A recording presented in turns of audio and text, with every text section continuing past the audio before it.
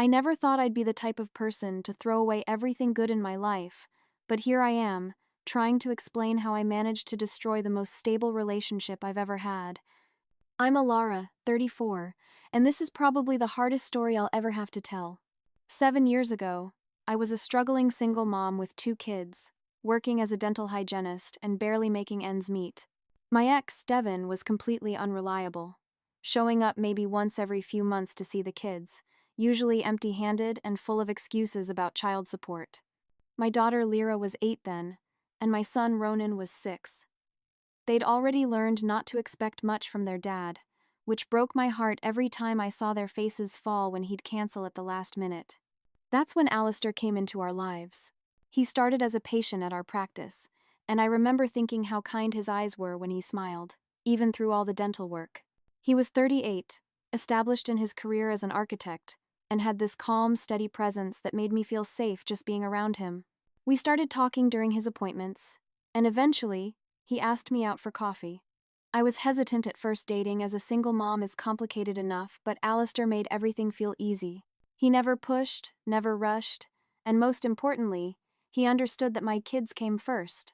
The first time he met Lyra and Ronan, he brought them each a small Lego set, not to buy their affection, but because he'd listened when I mentioned their interests. That's the kind of man Alistair is. Thoughtful, deliberate, always paying attention to the little details. Our relationship progressed naturally.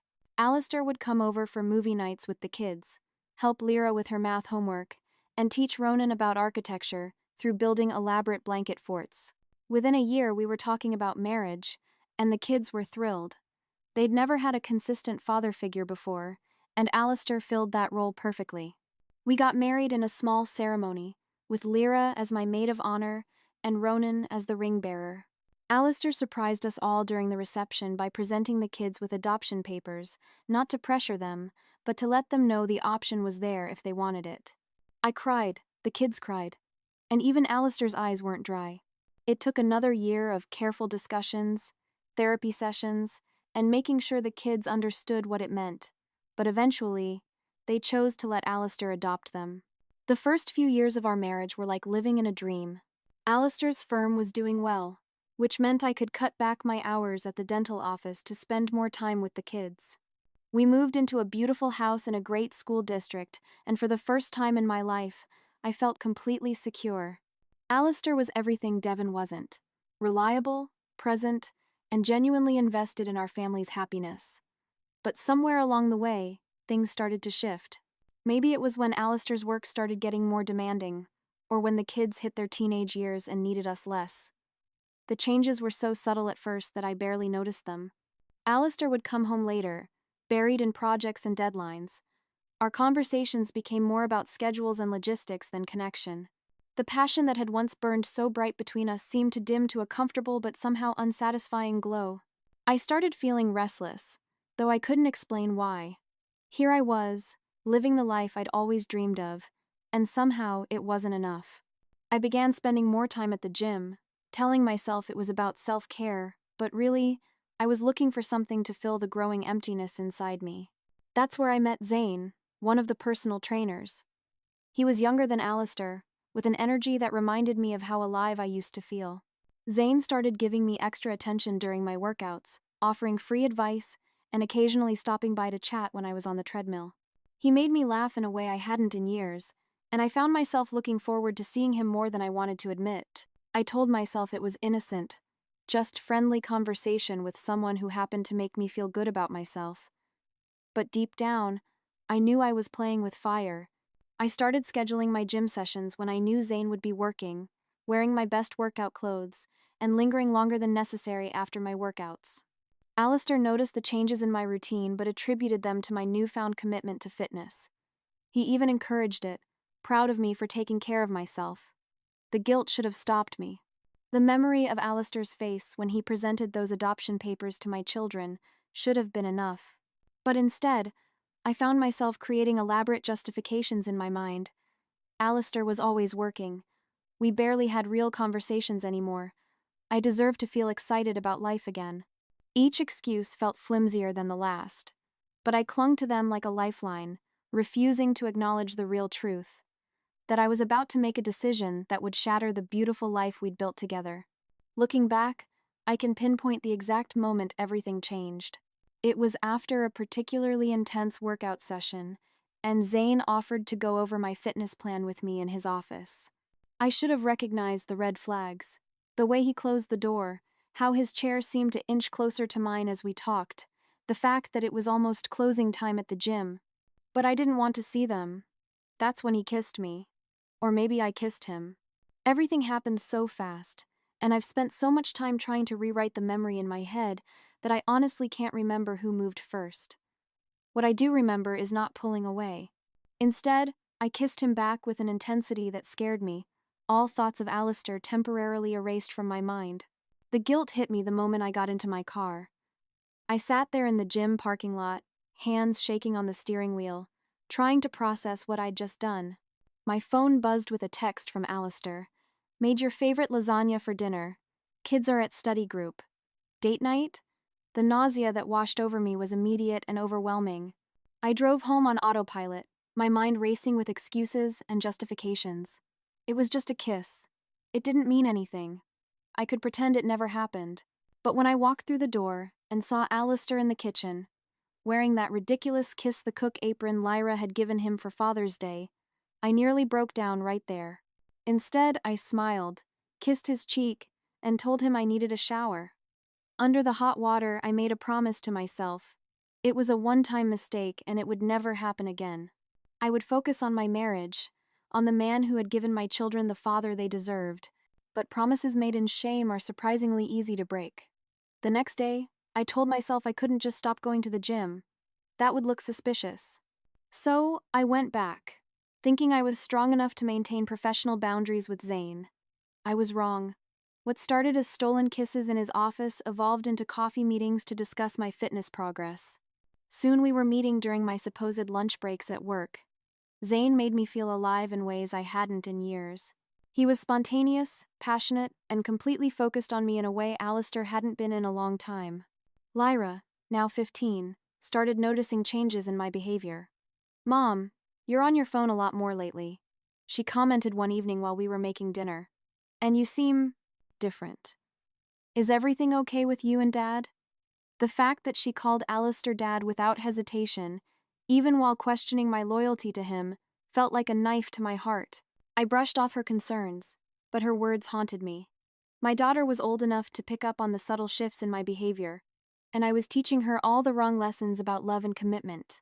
Ronan, at 13, was less perceptive, but he too had started making comments about how I was never around for family movie nights anymore. Alistair, meanwhile, was trying harder than ever to reconnect with me. He started planning date nights, leaving sweet notes in my lunch bag, and making an effort to get home earlier from work. Each kind gesture felt like another weight added to the crushing guilt I carried. Here was a man who had not only chosen to love me, but had chosen to be a father to my children, and I was betraying him in the worst possible way. One night, after a particularly lovely family dinner where Alistair had gone all out to celebrate Lyra's straight A's, I found myself in the bathroom, sobbing quietly into a towel. My phone buzzed with a text from Zane. "Miss you. Meet me tomorrow?" I stared at those words, feeling the familiar pull of excitement mixed with self-loathing. That's when Ronan knocked on the door. "Mom? Dad wants to know if you want to watch that new Marvel movie with us. He made popcorn." The simple domesticity of the moment, my son's voice, the smell of popcorn wafting under the door, the knowledge that my family was waiting for me should have been enough to snap me out of whatever fantasy I was living in with Zane. Instead, I texted back, "Okay. Same time, same place." The affair continued for 2 more months. Each time I met Zane, I told myself it would be the last time. Each time I came home to Alistair's loving smile, I swore I would end it. But the thrill of the secret, the excitement of forbidden love, had become like a drug I couldn't quit. Alistair started working on a huge project that would keep him in the office late most nights. Instead of feeling guilty about using this time to see Zane, I felt justified. See? This is why I needed someone else. Alistair was never around. He was too busy with work. I conveniently forgot all the years he'd been there for every school play, every soccer game, every parent-teacher conference. The lies became more elaborate. I created fake ladies' night events, non-existent work functions, and imaginary gym classes to cover my tracks. I started keeping a note in my phone to remember which lies I'd told to which family member. The woman I saw in the mirror each morning became a stranger to me, someone capable of deceiving the people she loved most in the world. But the worst part wasn't the lies or the guilt, it was watching Alistair try so hard to fix a problem he didn't even know existed. He bought us tickets to a couple's retreat, which I declined, using work as an excuse. He suggested family therapy, wondering if the kids' teenage years were putting a strain on our marriage. Each attempt to save our relationship made my betrayal feel even more devastating. They say the truth always comes out, and in my case, it happened in the most devastating way possible. I'd gotten careless, comfortable in my routine of deception. Zane and I had started meeting at a small coffee shop across town, convinced we were being clever by avoiding the usual places near the gym. What I didn't know was that Lyra had started volunteering at a shelter just 2 blocks away from that coffee shop. She was there that Tuesday afternoon when Zane and I were saying goodbye outside the cafe. I didn't see her watching as he kissed me, didn't notice her phone shaking in her hands as she recorded what she was seeing. I found out later that she'd stood there for several minutes, trying to process what she was witnessing. My daughter, who had watched Alistair become the father she'd always wanted, who had proudly taken his last name when he adopted her, was now burdened with the knowledge of my betrayal. She didn't confront me immediately. Instead, she went home and showed the video to Ronan. My children sat with this horrible secret for 3 days, debating what to do, before Lyra finally broke down and showed Alistair. I came home from what I told everyone was a dental conference, really, a weekend away with Zane, to find Alistair sitting at our kitchen table, my children nowhere in sight. The look on his face told me everything before he even spoke. "The kids are at my sister's," he said quietly, placing Lyra's phone on the table between us. They didn't want to be here for this conversation. My world collapsed as he played the video. Seeing myself through my daughter's eyes laughing, kissing another man, completely oblivious to the damage I was causing, made me physically ill. But what broke me wasn't the evidence of my affair. It was Alistair's next words. "Lyra's been crying for 3 days," he said, his voice cracking. "Not because she's angry, though she is. She's terrified that I'm going to leave, that she's going to lose another father. My daughter, because she is my daughter, Alara, in every way that matters, actually tried to convince me not to watch the video because she was afraid of losing me. I tried to speak, to explain, to beg forgiveness, but Alistair held up his hand. Ronan hasn't said a word since they showed me. Not one word. He just sits in his room, staring at his wall. These children, who trusted us to show them what love and family really mean, have watched their mother destroy everything they believed in." The magnitude of what I'd done hit me all at once. This wasn't just about betraying my husband. I had betrayed my entire family. I had taken the security and stability that Alistair had given all of us and shattered it. For what? Some excitement? A few months of feeling young and desired again? "I need you to leave," Alistair said firmly. "Not forever. These are your children too, and I would never keep them from you. But right now, they can't even look at you. And frankly, neither can I." As I packed a bag with trembling hands, I found Lyra's last school photo on my dresser. She was smiling proudly, wearing the necklace Alistair had given her for her 15th birthday. Next to it was a picture from Ronan's middle school graduation, where he'd insisted on having Alistair stand next to him in all the photos. These moments, these precious pieces of our family's happiness, now felt like accusations. It's been 6 months since that day, and I'm still living with the consequences of my choices. I moved into a small apartment across town, close enough to maintain contact with my children, but far enough to give them the space they needed. Zane, unsurprisingly, disappeared from my life the moment things got complicated. Turns out he had a girlfriend the whole time. I wasn't even his only affair. The first month, Lyra and Ronan refused to see me at all. Alistair arranged for them to talk to a family therapist, showing yet again what a better parent he was than me. He never used my mistakes as ammunition against me with the kids, never tried to turn them against me. He just focused on helping them process their pain and anger in healthy ways. When Lyra finally agreed to meet me for coffee, she couldn't look me in the eyes. "How could you do this to Dad?" she asked. And the way she said Dad, with such fierce protection, and love for Alistair made me realize just how much damage I'd done. He chose us, Mom. He chose to be our father when our real dad couldn't bother to show up. And this is how you repaid him? Ronan's reaction was different but equally painful.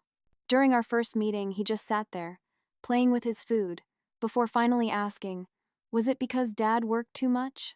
Because he would have worked less if you'd asked. He would have done anything for you. The divorce papers came 3 months after I moved out. Alistair was more than fair. He kept the house so the kids wouldn't have to move, arranged for generous visitation rights, and even set up a separate college fund for both children that I couldn't touch. His lawyer said he wanted to ensure that my future choices couldn't impact the kids' education. The hardest part wasn't losing my marriage or my home. It was watching Alistair continue to be an amazing father to my children, while I became increasingly peripheral to their lives. He never missed a parent-teacher conference, still coached Ronan's soccer team, and attended every one of Lyra's debate competitions. Meanwhile, I had to ask permission just to know when these events were happening. Last week, I ran into Alistair at Lyra's school play. He was there with his sister, both of them beaming with pride as Lyra delivered her lines perfectly. I sat in the back alone, watching the empty seat next to me where Zane would never be welcome. After the show, Lyra hugged Alistair first, long and tight, before giving me a brief, awkward embrace. That night, alone in my apartment, I finally admitted the truth to myself. I hadn't just cheated on my husband. I had cheated on my entire family.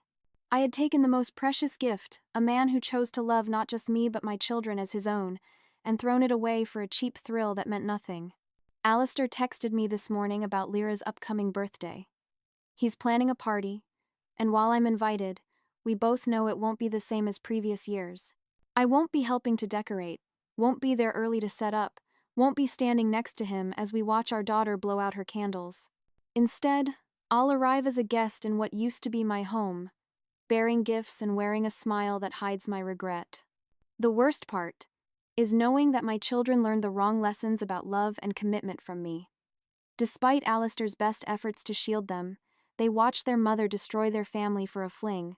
Lyra's already talking about how she'll never trust relationships, and Ronan's become cynical about love in a way no one 4-year-old should be. Sometimes I think about reaching out to Zane just to tell him what his pursuit of a married woman cost me, but I know that would just be another way of avoiding responsibility. I made my choices. I chose to risk everything good in my life for something that turned out to be completely meaningless. Alistair has started dating again. Lyra mentioned it during our last lunch together. And you know what? He did it right. He talked to the kids first, made sure they were comfortable with it, and has been completely transparent about everything. He's showing them how a parent should behave, even in difficult situations. Meanwhile, I'm left with nothing but regret and a series of if-onlys. If only I'd talked to Alistair about feeling disconnected. If only I'd remembered what really mattered. If only I'd thought about my children before myself. But if-onlys don't change anything, and they certainly don't rebuild broken trust. So here I am, learning to live with the consequences of my choices, watching from the sidelines as my children grow up in a broken home that I shattered. Alistair still signs every email to me with co-parent instead of his name, and that small formality reminds me daily of everything I lost. The stable, loving family I once had is gone, replaced by scheduled visitations and tension-filled exchanges. And the worst part? I have no one to blame but myself.